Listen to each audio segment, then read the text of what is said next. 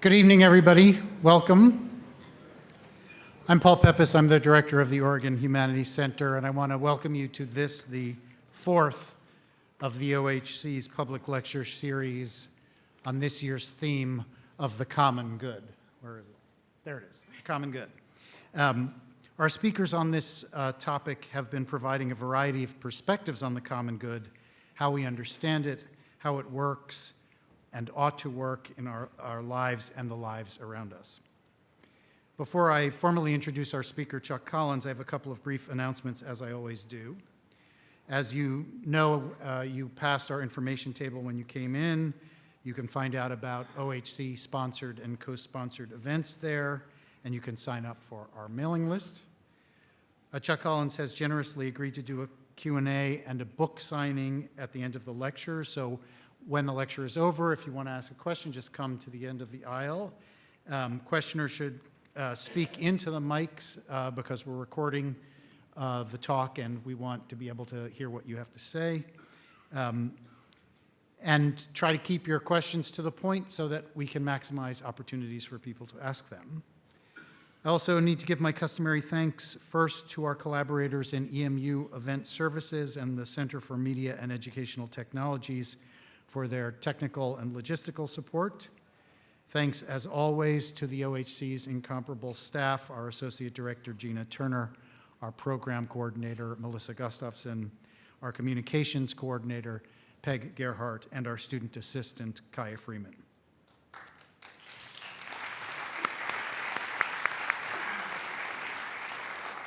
I also want to thank again our newest collaborator, Jeremy Nissel of J. Michaels Books, who has generously agreed to host our book signing, a service that is no longer provided but by what was once called the UO Bookstore.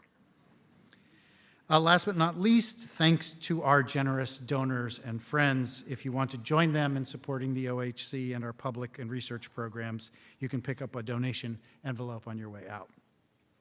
Without the help of our great staff, collaborators, and supporters, the OHC would never be able to organize events like this and host leading public intellectuals and social commentators like our speaker tonight, author and expert on U.S. inequality and the racial wealth divide, Chuck Collins. Collins will present this year's Tzedek Lecturer in the Humanities. The Tzedek Professorship was established by a generous gift from two loyal Portland supporters of the OHC. The title of the professorship comes from the Hebrew word for righteousness or justice. The Tzedek Professorship was inspired by the Ethics After the Holocaust conference held at the U of O in May of 1996, and by the life of and work of the Lithuanian French philosopher, religious thinker, and Nazi prisoner of war, Emmanuel Levinas. Levinas made personal ethical responsibility to others the primary focus of his philosophy. The origin of and inspiration for the Tzedek Professorship, as well as our theme of the common good, help explain our choice of Chuck Collins as this year's Tzedek Professor. Justice, responsibility to others, and the common good have always been central to his work and writings.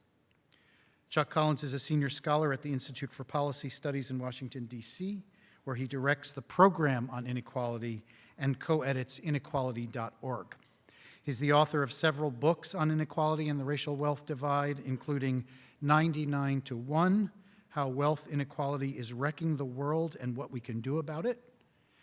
Born on Third Base, a one-percenter makes the case for tackling inequality, bringing wealth home, and committing to the common good.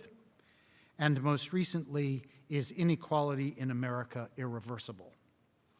Given Chuck Collins' record of publication and activism, there's little doubt that his Tzedek lecture tonight, Reversing Wealth Inequality, the Case for Restoring Progressive Taxation and Bringing Wealth Home, will provide powerful insights into the causes of U.S. inequality and the racial wealth divide, as well as practical solutions to redress inequality and advance social justice and the common good. Please join me in welcoming Chuck Collins.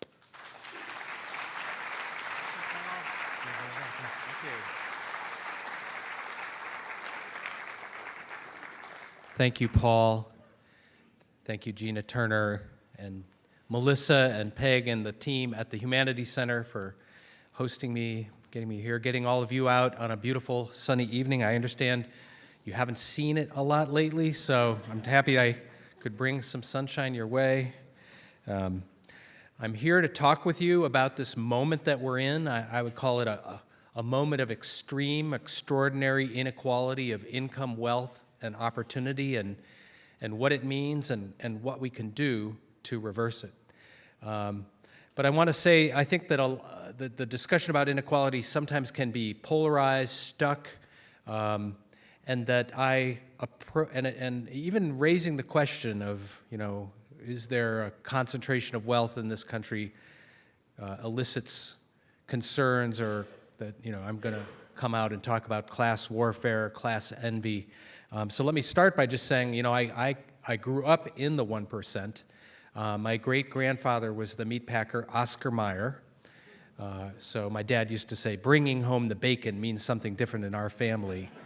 And I still go to our big family reunion where, I put on my lederhosen and stand in front of with a group family picture in front of the Wienermobile with, 350 of my closest relatives. So we're still a very, very close-knit family.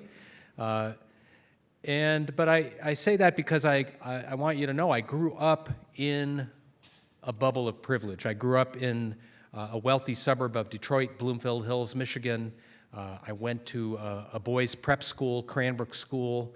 Our school motto was aim high, which is depicted by an archer shooting an arrow straight into the air, which, if you think about it, says it all.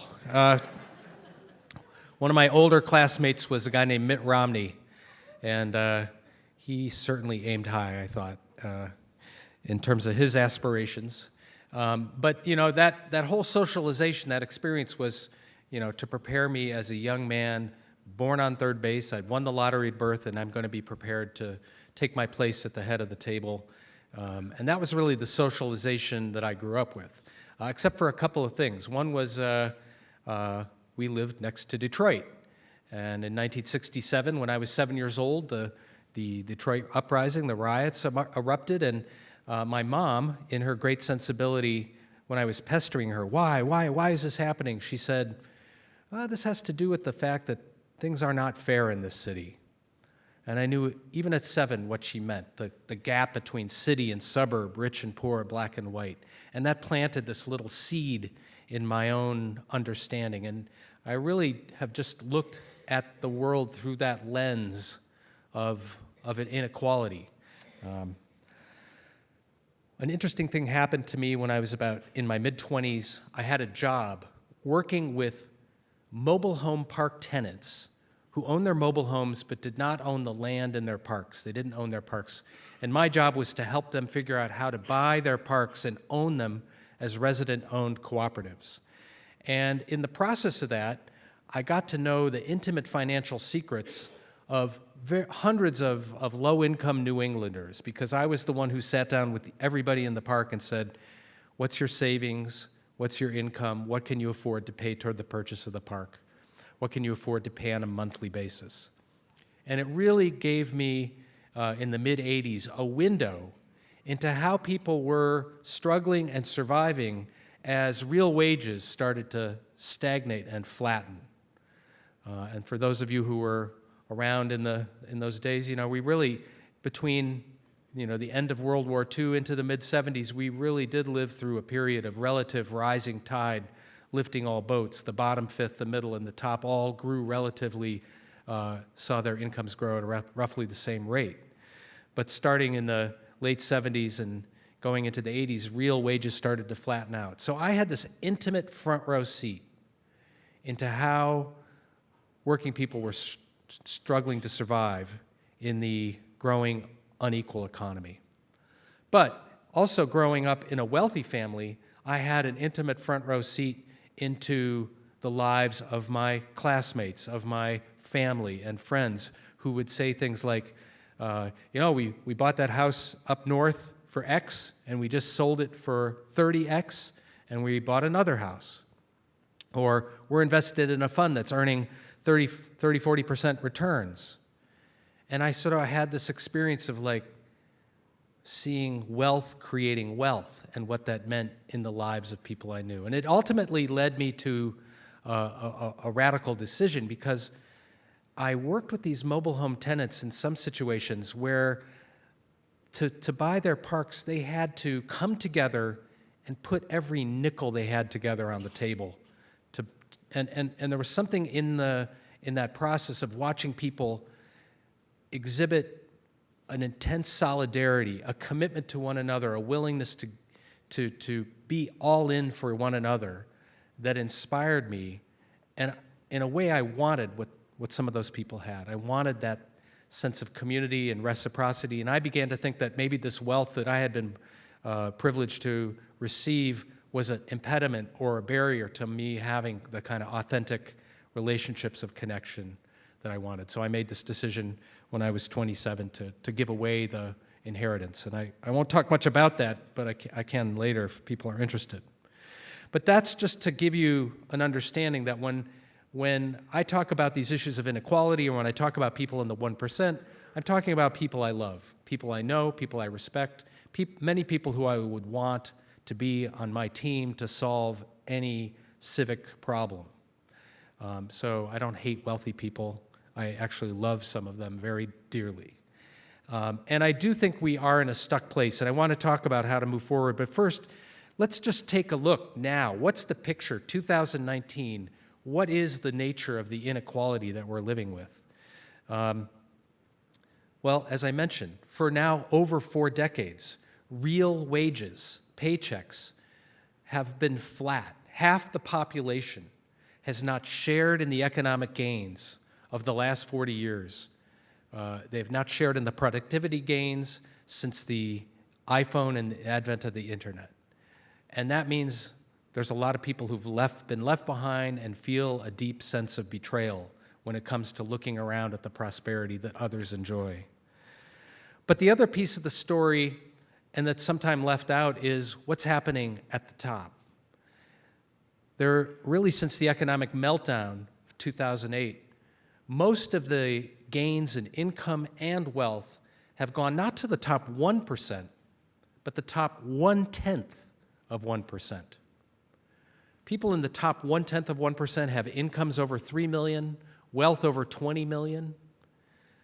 Most of their income comes not from wages and salaries. More than half of it comes from owning wealth. The higher up we go up the economic ladder, the more concentrated the income and wealth becomes. The 400 wealthiest people in the United States, all billionaires, their combined wealth is equal to 64% of the population combined, the bottom 64. 400 billionaires, their combined wealth is equal to all the wealth owned by all the African Americans in the United States, plus 1/3 of all the Latinos. 400 billionaires. And 3 billionaires, Bezos, Buffett, and Gates, their combined wealth is equal to the combined wealth of the bottom half of U.S. households. I'm not making this up.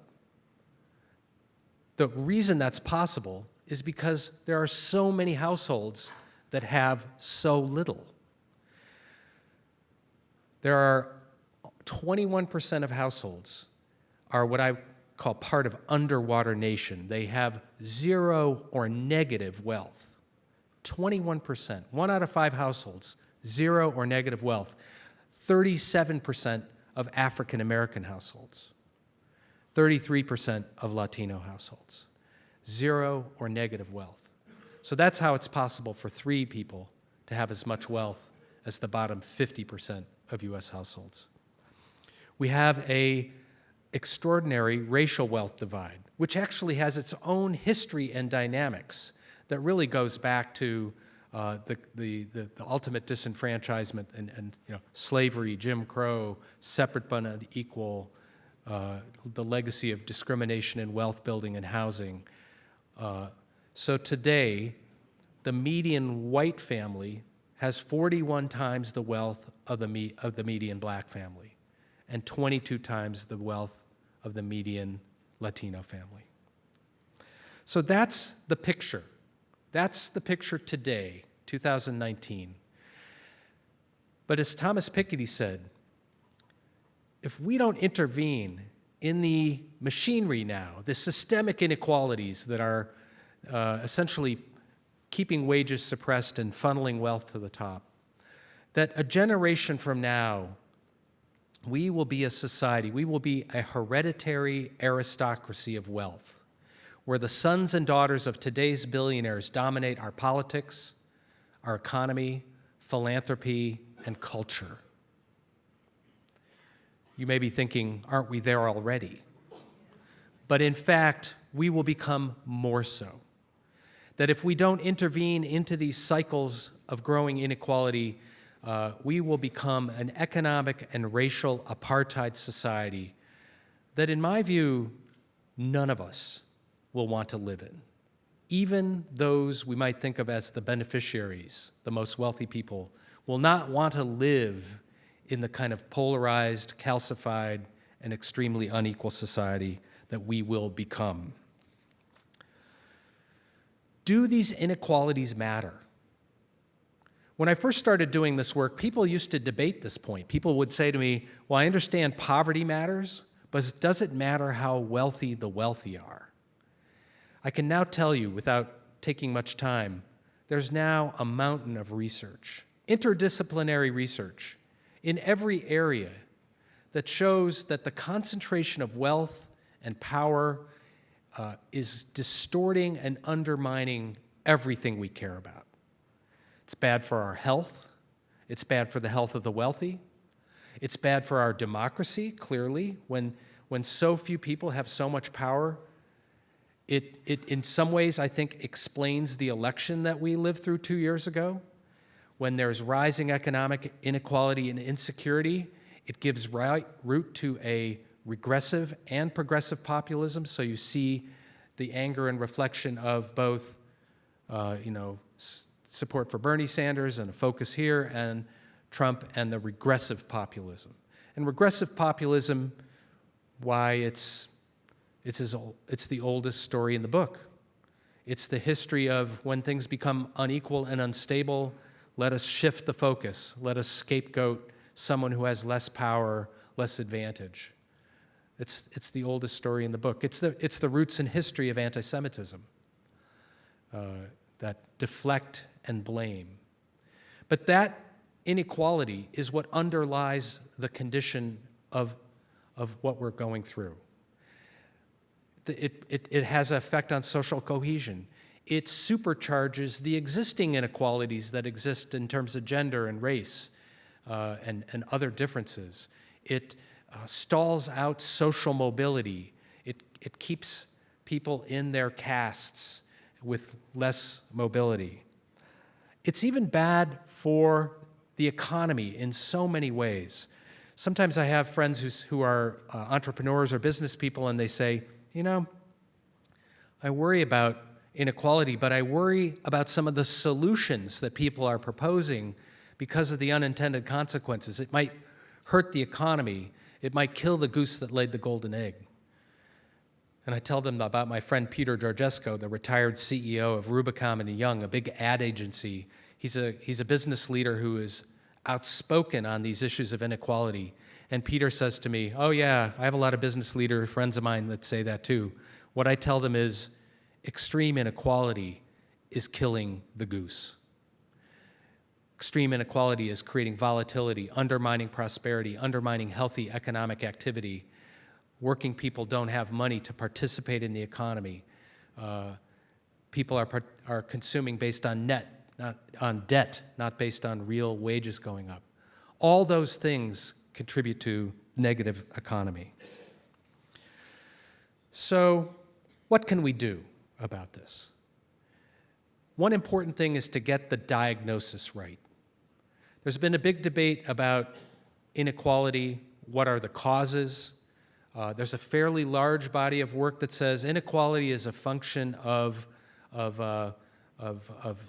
some people having the skills that they need to participate in the new economy and others not, and that we are rewarding people who have high-tech skills and are engaging in the new economy. And therefore, if that's the diagnosis, then the solution is investing in low-wage workers, investing in education and training, and moving those workers up the wage ladder. But actually, I think it's, at this point, we're in a new stage. That the drivers of these inequalities are, and if I were to put it on a bumper sticker, it would be that the rules of the economy have been changed to benefit asset owners, wealth holders, at the expense of wage earners. The rules of the economy, tax policy, trade policy, globalized trade policy, technological investments, rules like what government spends its money on, regulation. Those rules, think of them almost as dials on the economy, have been tilted to funnel wealth to the very top. If you understand the systemic drivers of inequality as policy-rooted, politically rooted, not a function of technological change, then you have a different set of solutions. You have a different prescription for fixing that. We can reverse these inequalities. We actually know quite a bit about how to do that. We know something from our own U.S. experience, because in the 30 years after World War II, as I mentioned, the rising tide more or less lifted all boats. Some of you maybe have heard a speech like this. Under the socialist presidency of Dwight Eisenhower, the wealthiest 1% paid 3 times as much income tax, twice as much inheritance tax, and it was invested in public goods, infrastructure, debt-free higher education, loans for first-time homebuyers that built middle-class prosperity. You ever heard that? So, we actually, as a society, tipped the rules to build shared prosperity and build a middle class, largely a white middle class, in the decades after World War II.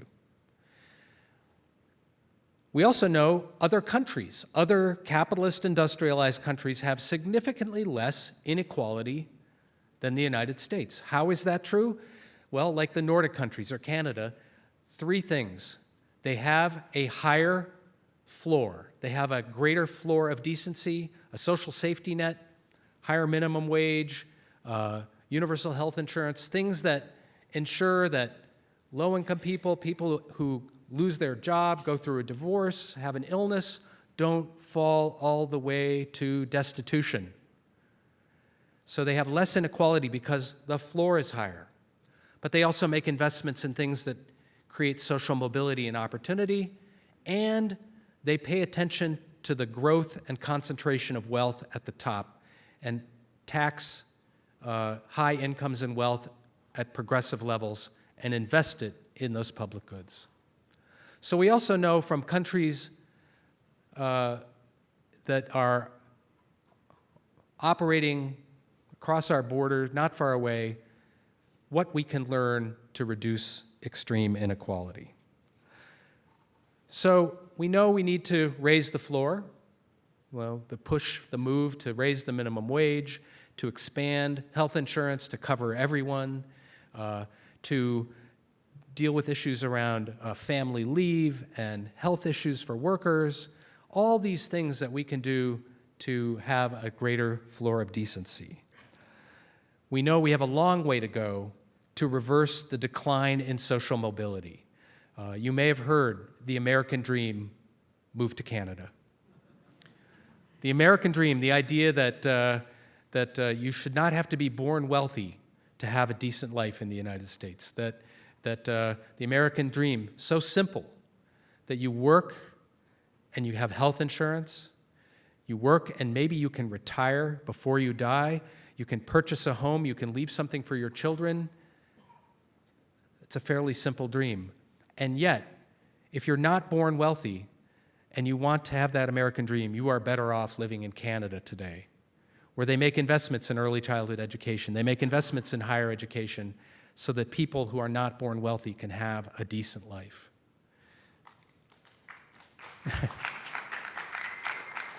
But we're not going to be able to reverse the inequalities we're living in just by raising the floor and just by making those investments, because now we're living with a corrosive concentration of wealth and power. And so we have to do something to address the top. And mostly that brings us into the category of taxation. Although there's a very interesting group of work happening around how do we expand worker ownership? How do we pre-distribute wealth by broadening the ownership of companies? And there's really interesting work, and we know it has a huge impact. Some of you may have seen the Chobani Yogurt CEO, who at a certain point gave 10% of the company's stock to his most committed employees, making some of them millionaires overnight. But there's a whole move of organizing private-owned companies owned by retiring baby boomers to sell those companies. Instead of selling them to private equity firms, sell them to the workers, work to broaden the wealth in that way. Cooperative ownership, worker ownership, different forms of sharing the wealth in the ownership and design of a company. Very important work, a lot of that work happening here in Oregon. But in terms of tax policy, we're going to have to do something to address the concentration of wealth and power. And I have to say I'm enlivened by the debate in the last couple of months. There are some incredibly bold proposals some of the Democratic candidates for president have put forward. Senator Elizabeth Warren proposed a wealth tax, an annual wealth tax on wealth over $50 million, a 2% tax, 3% on wealth over $1 billion, would raise almost $3 trillion over a decade. Senator Sanders has a proposal to take the estate tax, our nation's inheritance tax, a levy on inherited wealth, and make it more progressive and close some of the loopholes that the wealthy have used to get around paying it. Representative Alexandra Ocasio-Cortez has floated the idea of a new top tax rate of 70% on incomes over $10 million. And U.S. Representative Jan Schakowsky just introduced that proposal in Congress last week. So these are ideas that are not only will begin to, I call them the plutocracy prevention program. You know, if you think of tax policy as an ecosystem, a little bit of a whack-a-mole game, you know, you can't just kind of tweak one tax here because, boom, the wealth is going to move somewhere else. What happens, wealthy people you increase the income tax to 70%, they're going to turn their income into capital gains income, and it's going to flow over here. So you need to have a proposal that addresses capital gains. You can't simply address income. We also have to address the wealth disparity. So the plutocracy prevention program really, by necessity, has a number of components. One of my favorite ideas is, why not have a surcharge on incomes over $3 million, a 10% surcharge, basically falls only on the top 1/10 of 1%. Again, would raise $70 billion a year, 700,000 over a decade, significant revenue that would be raised by those. So those are real proposals, and the good news is they're wildly popular. 70–80% of voters support these ideas. A majority of Republicans support the idea of a high income tax rate on incomes over 10 million.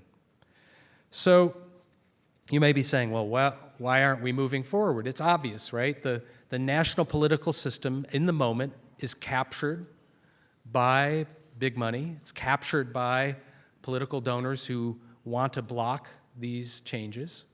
But the good news is there is an undercurrent, a realignment happening. People are waking up to the dangers of these inequalities and coming together and working in states and localities and cities to lay the groundwork. And ultimately, this will lead to a political realignment at the national level. No promises, no guarantees. Things could still go very badly. You know what I mean? But on the other hand, there's a whole generation of younger people who are pushing forward and pushing these ideas. I want to lift up what I think of as some of the most inspiring, game-changing campaigns that people are working on. Down the road in California, thousands of college students are coming together. They've organized something called the California College for All Coalition. Their big, bold idea is to restore the California estate tax paid by people with wealth over $5 million. Couples with $10 million or more will pay an estate tax that will raise over $4 billion for free higher education in the community college, public, state, and university systems in California. Again, these students are working hard. I work with a coalition of them at San Jose State. I've gotten to know a dozen of these students. Several of them live in their cars. Several of them don't know where they're going to get their next meal, but they are willing to organize and fight for college for all, and that will help not just them, but future generations of California, restore California to its past glory as a tremendous public university system. Oregon, take note. We have a problem, which is that a huge amount of wealth is vanishing into offshore, hidden wealth mechanisms. Well, where is all these trillions of dollars going? There's an estimated $10 trillion that the super wealthy, not just from the United States, but from around the world, is now hiding in offshore tax havens, trusts, shell corporations. Guess what? Some of that wealth is right here. It's being invested in luxury housing. It's buying land around the country. In the coastal cities, we're seeing a glut of luxury housing that's being built, not for people to live in, but simply as wealth storage units. Global wealth is touching down from all over the world in the United States, in these cities, and activists in those cities are coming together to say, okay, in exchange for babysitting your wealth, we would like to levy a vacancy tax, a real estate transfer tax, a luxury real estate transfer tax, requirements that beneficial owners disclose, we know who's buying these properties. They want to make it as hard to buy a luxury corporation, a luxury real estate with a shell corporation as it is to get a library card. In Boston, if I want to get a library card, I have to prove who I am and where I live. To create a shell corporation in Delaware and buy a luxury condominium, you don't have to do either. And so now we have, trillions of dollars of illicit funds, hidden wealth flowing into our economy, disrupting our local housing markets. Let's generate that revenue and direct it to permanently affordable housing in our communities. That is a big idea that's taking off in a number of coastal communities and is a great example of people acting where they have agency to reduce inequality. One of the challenges we're up against is not just these policies and the ideas and the power that it's going to take to change things, but the stories that we tell about inequality. You may have had this experience. You might tell somebody the facts, just as I told you, about the concentration of wealth, and people say, well, that's troubling, but the people at the top deserve what they get. And the people who don't deserve to be where they are. Anybody had that kind of conversation? The oil billionaire J. Paul Getty was once asked, how do you become wealthy in America? And he said, it's really quite simple. There's 3 things you have to do. We can do a little poll here. 1, get up early every morning. How many of you got up early this morning? 2, work hard all day, including going to like a night lecture.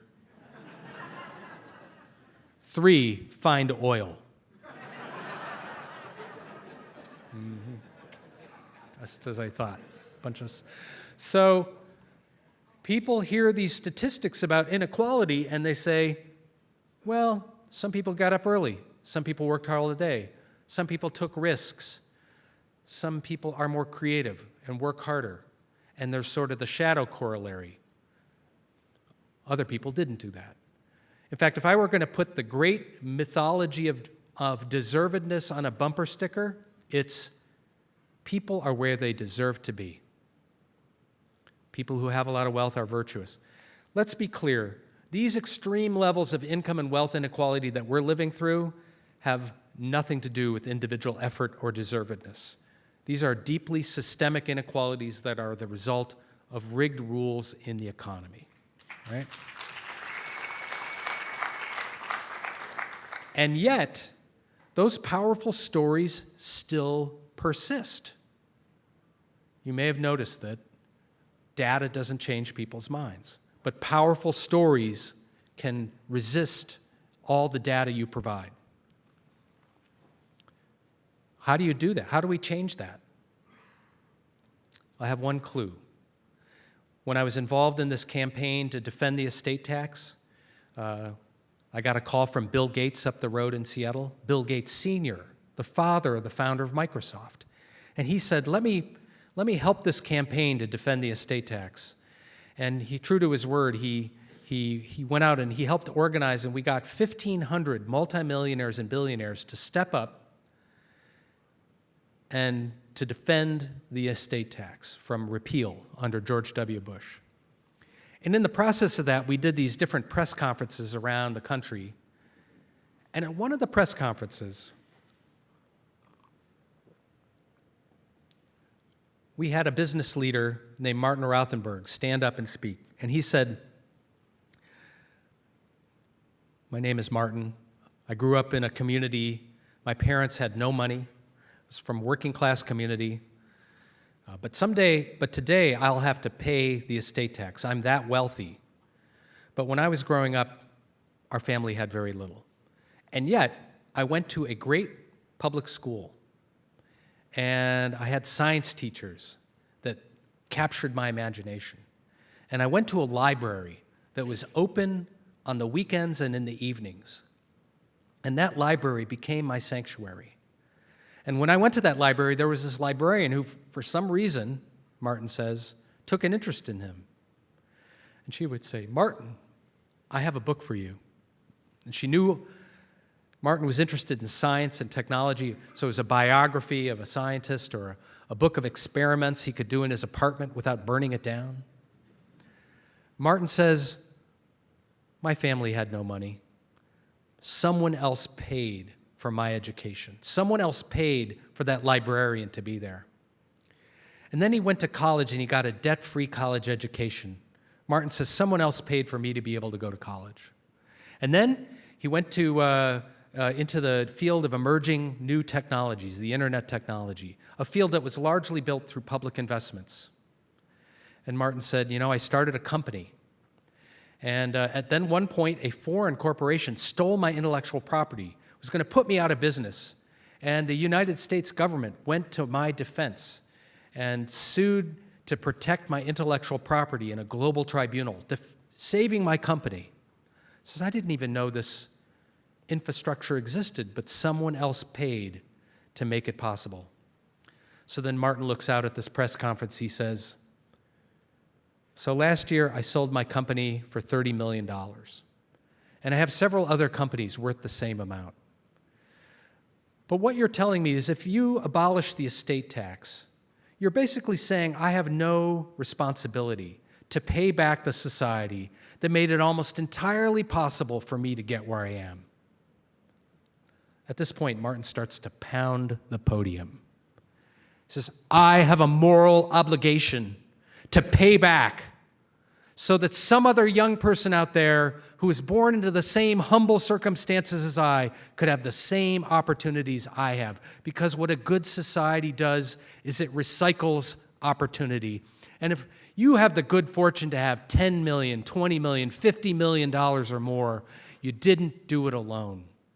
Your wealth may come from your own efforts and partially your own applied gifts, but you operate in a society that created through public investments, a fertile ground that made your individual wealth possible. People like me, Martin says, should pay back the society so others can have the same opportunities we did. To me, that is the story that disrupts the I did it alone and I don't owe anybody anything story. It is the story of the web, public investments, family support, all the ways in which people get help. And so one of the things that I encourage people to do, wherever they are, is to try to lift up and tell true stories of how advantage works and demystify and disrupt the story of individual deservedness.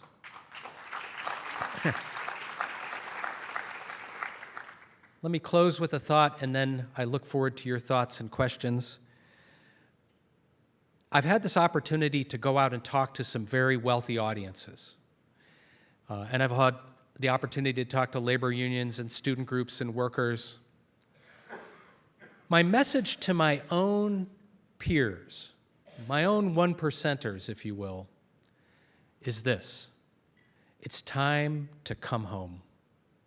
It's time to come home and put your stake in the commonweal.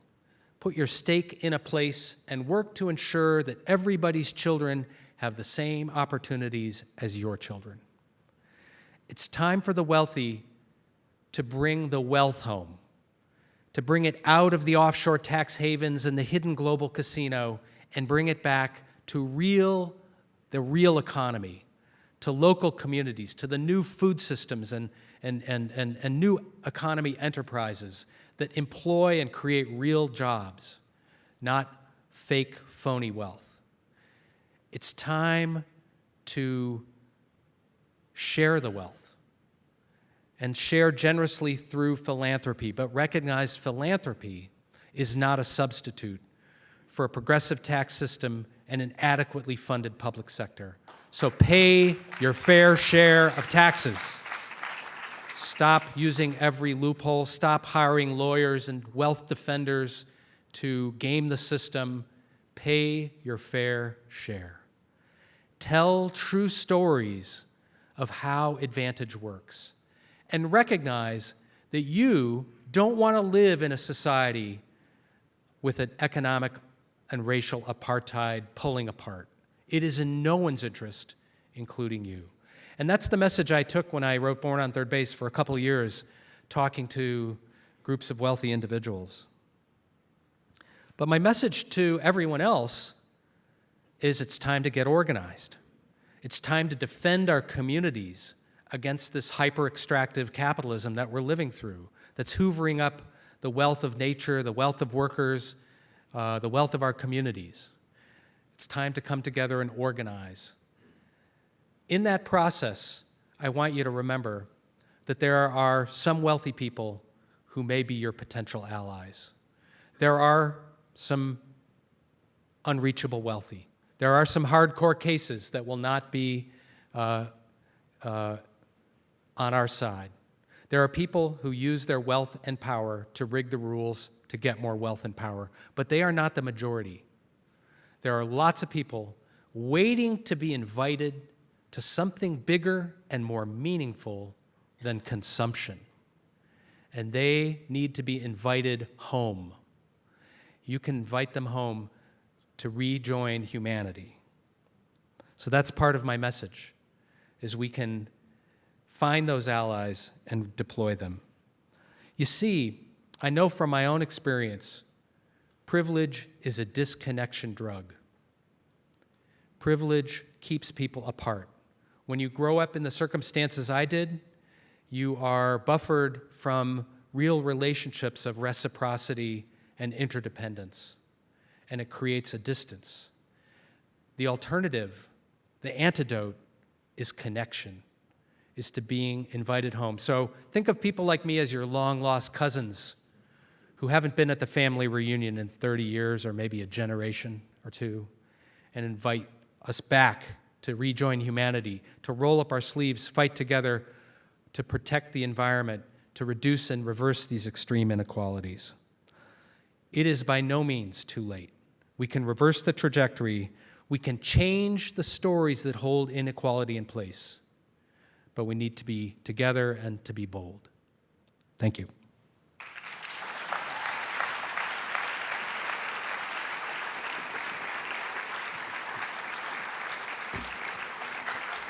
Thank you.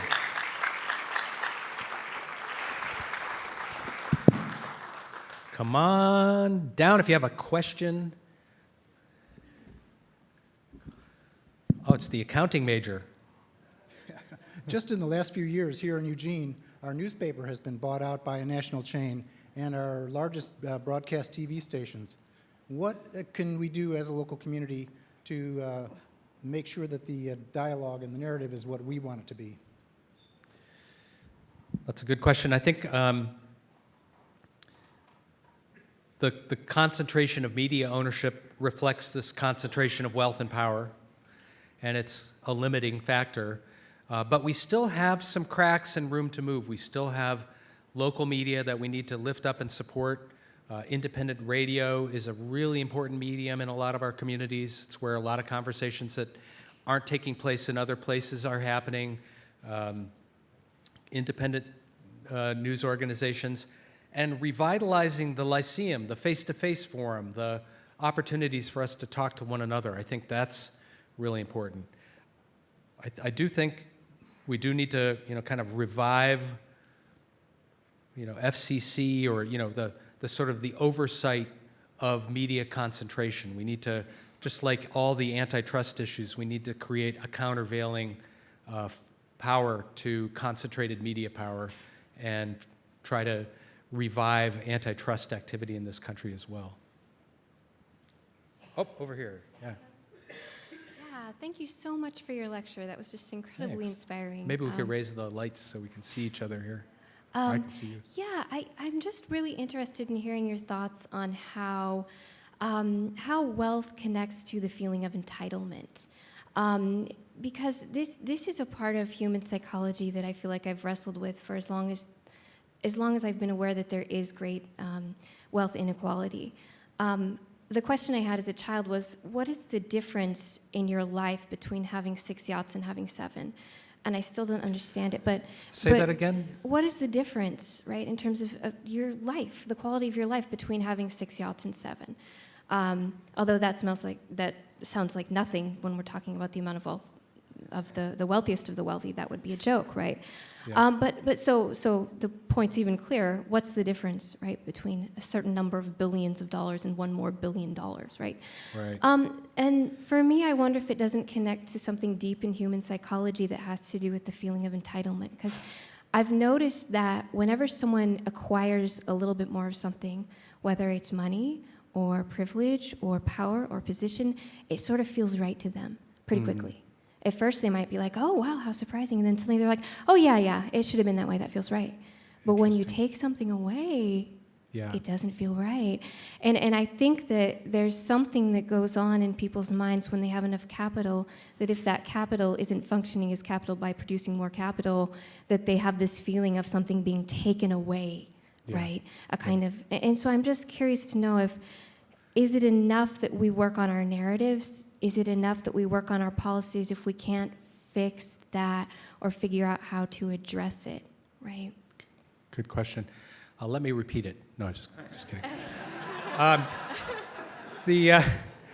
The first thing I would just say is we need a much more kind of robust and less stigmatized conversation about how advantage works.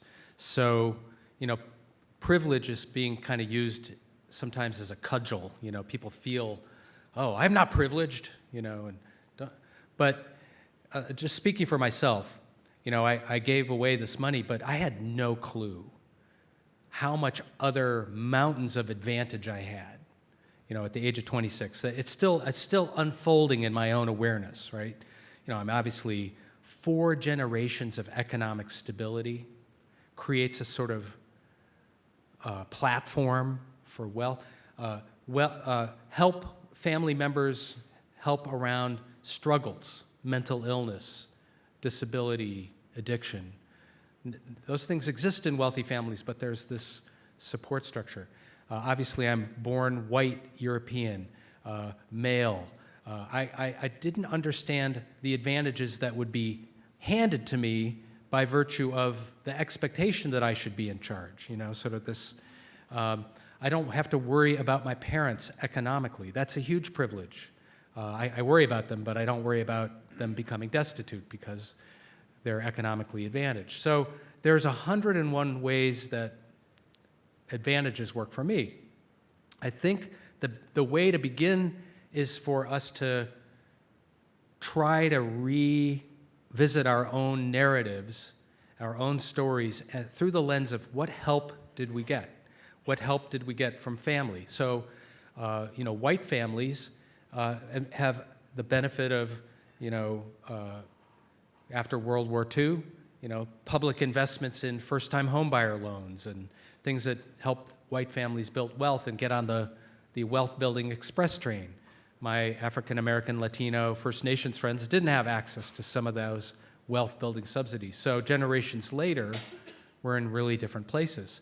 How do we understand those, tell those stories, and put them on a sort of historical timeline and understand how advantage has worked for some people over time? Because the new physics of inequality is compounding advantage at the top and compounding disadvantage for everyone else.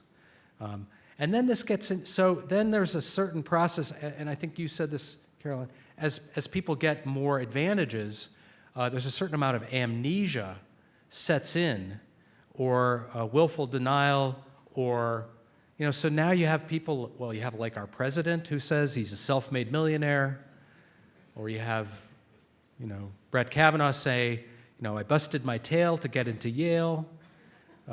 Well, his grandfather went there too, so he's actually a legacy admission technically. But why, there sort of begins to be almost a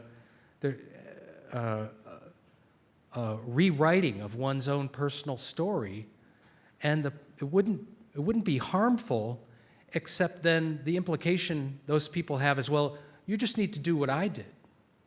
You need to just work hard like me and have your dad give you $413 million, or you need to work hard like me. And so you mystify and you create a sort of aura of entitlement and deservedness around yourself, and you judge others because they're not like you. So that's powerful stuff, and I would just say there's a stigma around help. And particularly, I think we men hold that. It's harder for us to name the web of support that makes life possible. I talk to these entrepreneurs and they say, yeah, I didn't get any help. Okay, so did you have a mother? Were you raised, what about the wolves that raised you? Did they help you? Did you go to a school? Was there anybody feeding you? It was like people kind of get locked into a narrative of, I did it myself, and how do we relax that? Well, we just destigmatize help. I got help. And you can understand why we have a stigma about help, because think of how we treat people who need help in our society.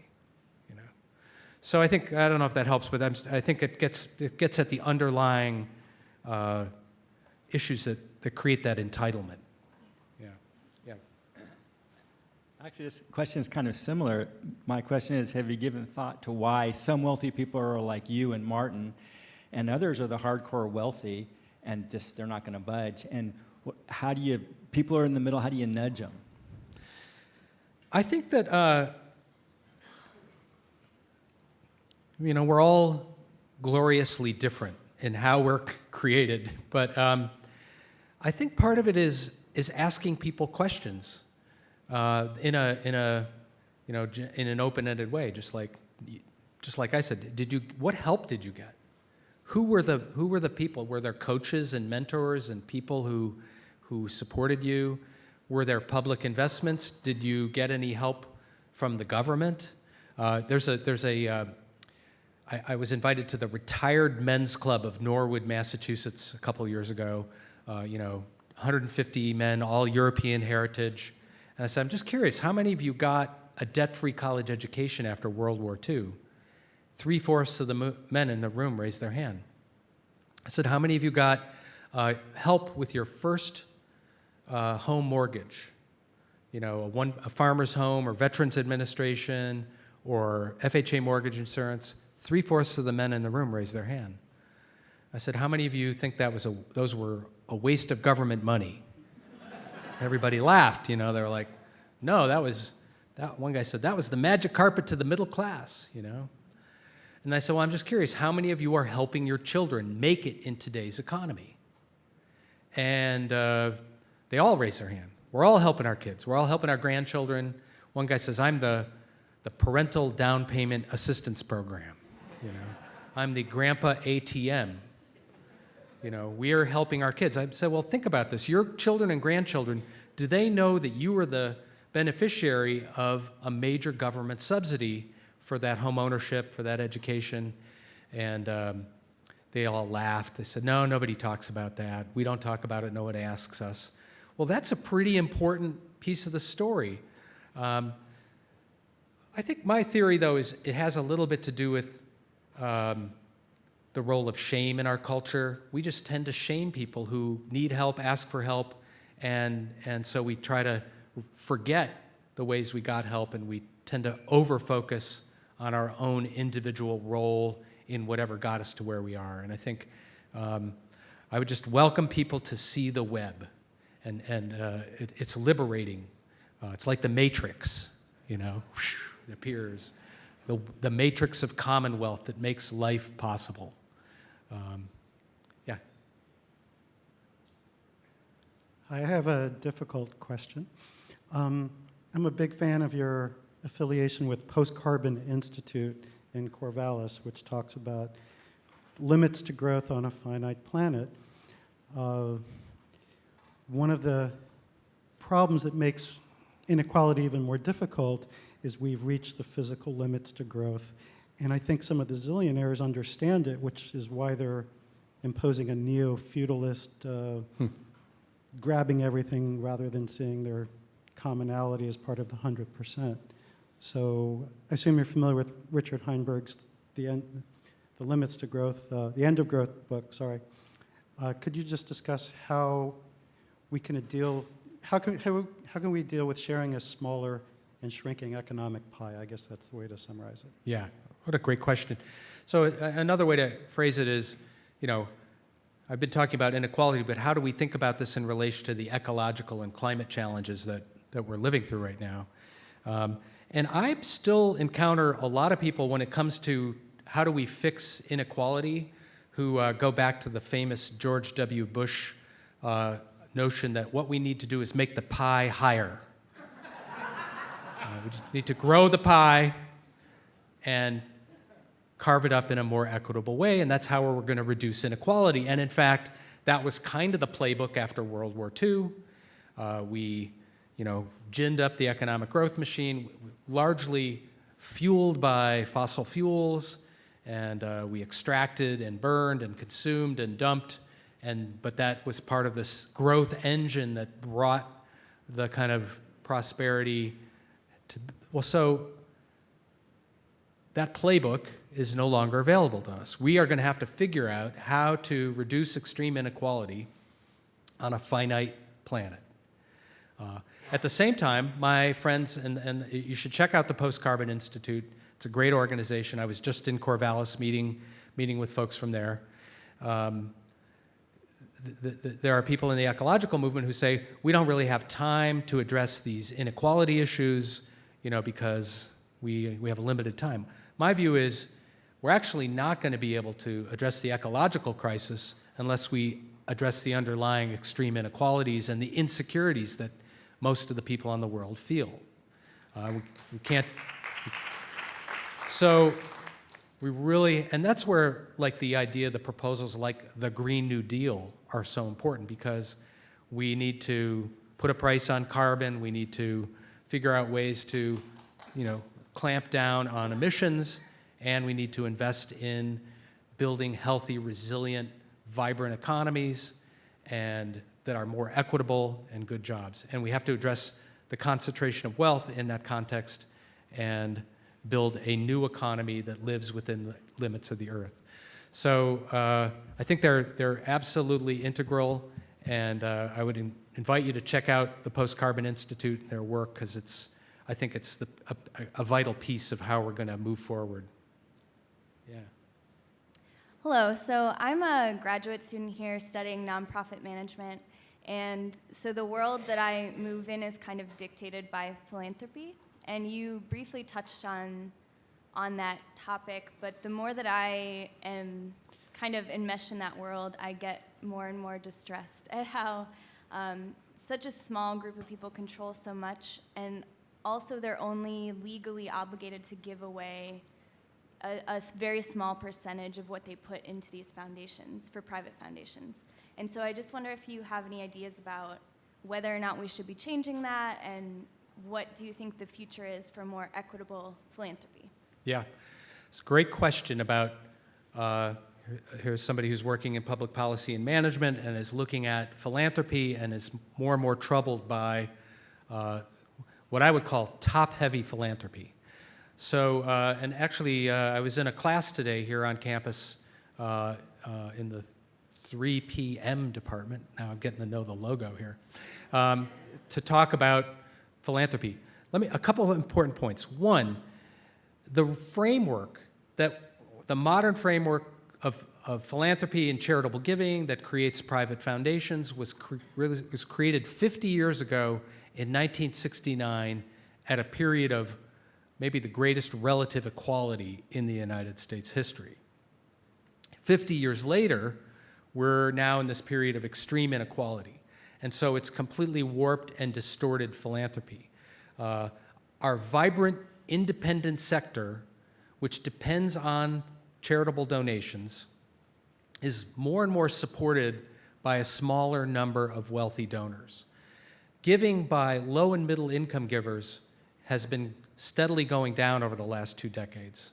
Almost all the growth in philanthropy has been the mega gifts, the $100 million gifts, the $200 million gifts, the gifts by the very wealthy. So the growth of giving is being touted as a great development, but it's masking this underlying problem. And part of the problem is philanthropy sort of has this virtuous glow about it, and for good reason. It's a reflection of our generous impulse. It's people sharing and giving. They're giving to the common good as opposed to just buying another yacht. So we are supposed to have a warm, fuzzy feeling about it when it happens. But the problem is it's now becoming an extension of private power. So I'm worried about the growth of what I would call billionaire beneficence, billionaire philanthropy. And here's the reason why. It's important to remember, for every dollar that a billionaire gives to charity, the rest of us as taxpayers chip in somewhere between 37 and 60 cents on that dollar in lost tax revenue. Meaning we are kind of providing the matching gift to the billionaire. So if the billionaire wants to build, a building with their name on it, or they want to, subsidize a wing of an art gallery, we are providing matching funds for that effectively. We're picking up the slack by paying for defense and national parks and infrastructure because they're not paying tax dollars. So we have a public interest, a legitimate public interest, in providing rigorous oversight to the philanthropic system and make sure it's delivering as promised. And I think we're now at the point where we need to revisit the rules, the framework that governs philanthropy, and tune it up a bit to ensure that the money continues to flow, that it's not warehousing in private foundations or donor-advised funds, that low and middle income givers have the incentives to also give and be rewarded, that wealthy people aren't using charitable institutions as another tax dodge, and to protect democracy from wealthy billionaires using philanthropy and weaponizing philanthropy to advance a narrow, self-interested agenda. So it's time to reform philanthropy for the sake of democracy, as well as the sake of the independent sector, which is so important in our society. Yeah. I was going to ask you about a book called I think it's called Win-Win. It's the Aspen Institute guy who wrote the book. Are you aware of that? Winners take all? Winners take all. Yeah. Where these rich people won't invest unless they can also win. So if they can make a big change in society, they won't do it unless they can get money back. Right, yeah. He's talking about a terrific book by Anand Giridharadas called Winners Take All, the elite charity, the elite charade of fixing the world. And I highly recommend it, or I recommend listening to a talk that he's given. And he's basically talking about what we just talked about, the rise of top-heavy philanthropy, the power of these donors to shape the agendas around us, the pressures that they put on universities and other nonprofit institutions to sort of move their mission in certain directions, and what's not funded, what's not talked about. Anand has a funny point. He says, you know, the billionaires want to address inequality. They want to address poverty, but they don't want to, but there's two topics that are off the table for their funding and philanthropy and that they don't want to have in the discussion. One is taxes. The second is labor rights and worker rights. So let's try to, it's great, we can fix inequality, but let's not raise taxes or give workers any more power. Okay? That's the deal that they're making. And so they're using philanthropy to kind of narrow the discussion. So you'll see all these groups that are running around, you know, we're going to reduce inequality through impact investing. You know, so we're going to move, you know, there's elements of impact investing that are really great. Impact investing is sort of using your investment capital for social good. You know, it means about as much as natural food, right? And impact investing, you know, but you know, so some of it's really good, some of it's really healthy for you, some of it's not so good, right? But that's you know, so there's 101 other solutions other than talking about taxes. That's why it's so interesting that the Dutch historian who was at Davos, you know, at the meeting with the wealthiest people on the planet, you know, 1,500 private jets come in and they're all sitting around, and he says, all you talk about is philanthropy. We should be talking about taxes, taxes, taxes. You know, he was sort of essentially pointing out the elephant in the room. So I think you know, I think Anand has really got an important point, and that's why I'm here talking to you about taxes, because you're not going to hear it from half the other groups that are funded to work on inequality. Just real quickly, I worked at the Pebble Beach Resort for 11 years as a bus driver. And a lot of the white males, they were really abusive, really toxic, and threatened to beat the crap out of us, all kinds of stuff. And so I don't know what you do about, they treat us like subhumans, and I don't know what you do about that class of wealthy people who won't recognize us as real humans, and that they think that mistreating us makes them real men. Thanks for sharing that. Yeah, Thank you. I don't have an answer except for the empathy deficit is obvious here. Yeah. Just one comment and then one question. I really appreciated what you said about sort of predatory philanthropy. We had a speaker last week talking about some of that taking place here. He wrote a book called The University of Nike, which is, I recommend that to all the audience. But Yeah. the question I had was, you hinted at in your talk a transition in the late 20th century from business being oriented around paying good wages, helping their employees, but also making a profit. And now my understanding of business is more about a bottom line for investors who are not the employees of the company generally. When did that transition take place? And if it is really a transition that took place, is it the decline of unions? Or I just didn't know if you had any comments on that. Question is really, when did the transition take place between, you know, sort of a more, less, I guess, extractive form of capitalism and the present? And you know, there was this, I guess I would call it a brief 30, 40-year period, you know, as a result of the New Deal. There was a new framework set, a new social contract between business and community, business and workers, largely enforced by organized labor. So, you know, in the mid-1950s, 1 out of 3 workers was in a union. And the other workers who weren't in unions benefited from the fact that workers had this clout in the society. So, you know, they could say, you know, if the economy's growing, if productivity is increasing, we want a piece of the pie.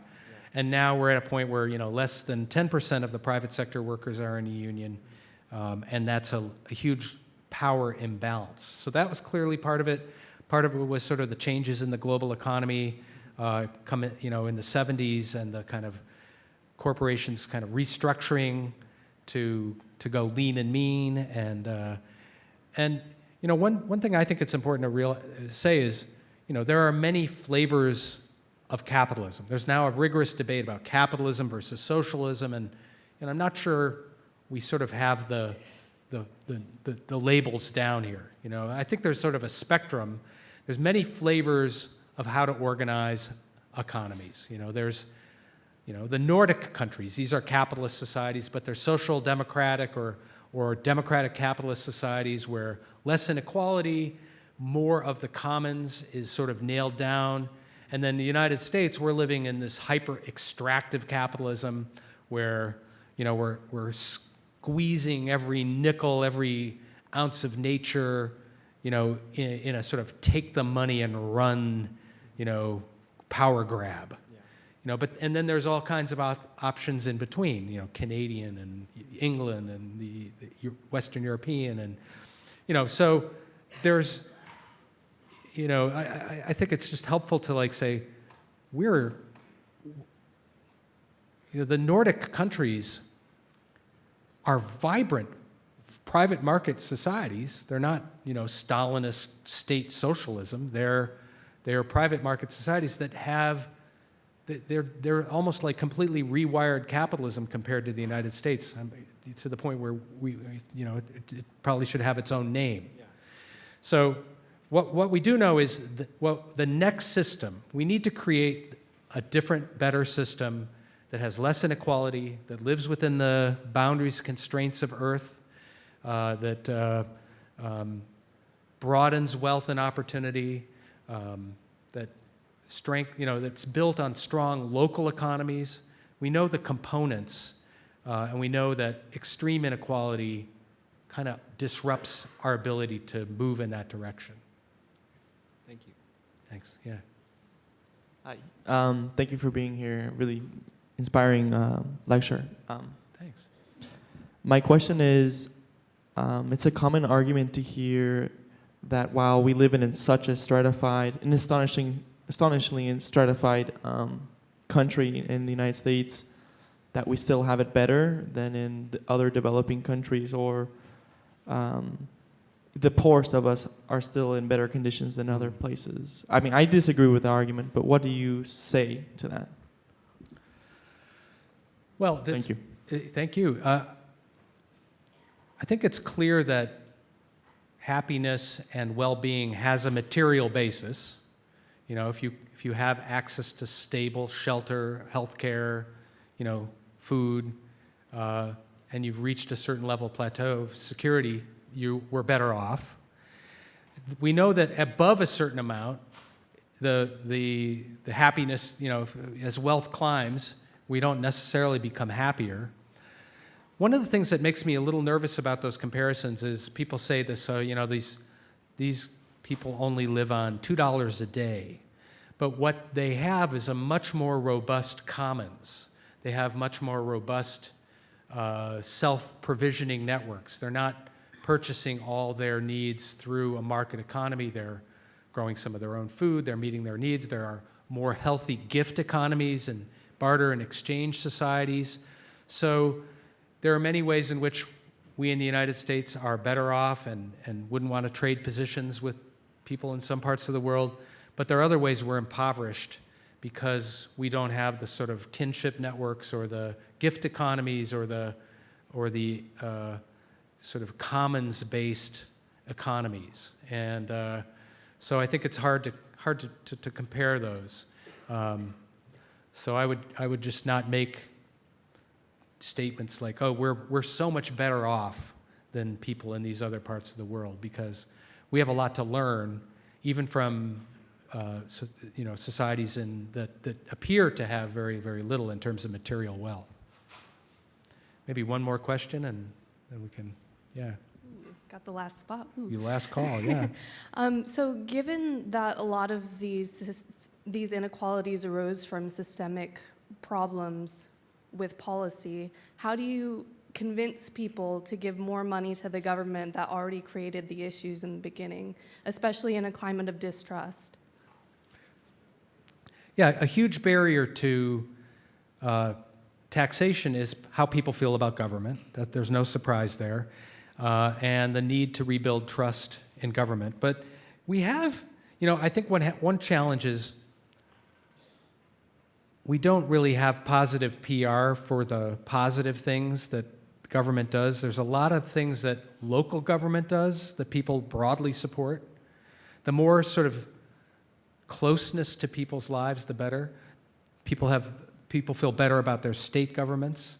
When it gets to the national government, that's where things really break down, and that's also where the power imbalances and distortions kick in. So you have this enormous focus on militarization and military budget, and the power of lobbyists to shape public priorities basically disenfranchises the rest of us. But I think the way to move forward are, I call them these game-changing campaigns. Game-changing campaign would reduce the concentration of wealth and power, generate revenue for something big and bold that will make a real difference in people's lives, comes with a constituency willing to fight for it, and changes the narrative or the story around inequality. So I mentioned the students in California, but in Massachusetts we have a millionaire tax initiative. It would raise income taxes on incomes over $1 million. It would generate money for education and public transportation. So there's a constituency that's going to fight for it.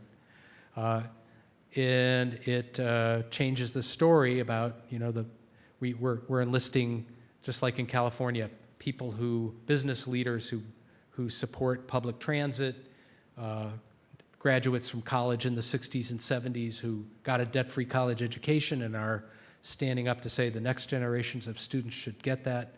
So I think part of how we rebuild government is through a little bit of earmarking, is through a little bit of linking to big things that matter. Debt-free higher education? Yeah, you got a constituency of students and their parents. 40 million households in the United States are carrying some form of student debt. That's a political constituency. The Green New Deal, people who care about the environment and green new job opportunity. That's a constituency that would, make things happen. So I think we need to do things that, we forget. We together, through government, can do big and bold, powerful things together that will really make the quality of our lives better.